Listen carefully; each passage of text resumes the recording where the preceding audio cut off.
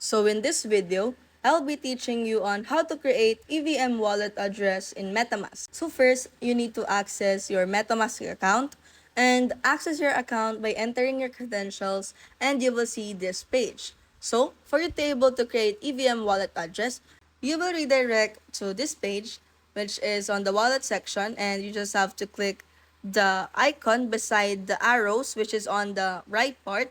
Once you click on that, you will see the search icon. Just click on that and search for the coredao.org.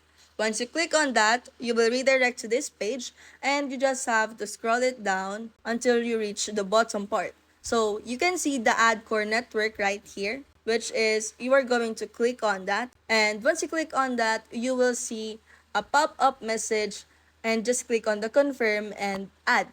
After that, you will see this page that is now created your EVM wallet address on MetaMask. So if you find this video helpful, don't forget to smash that like button and subscribe so you never miss a new video.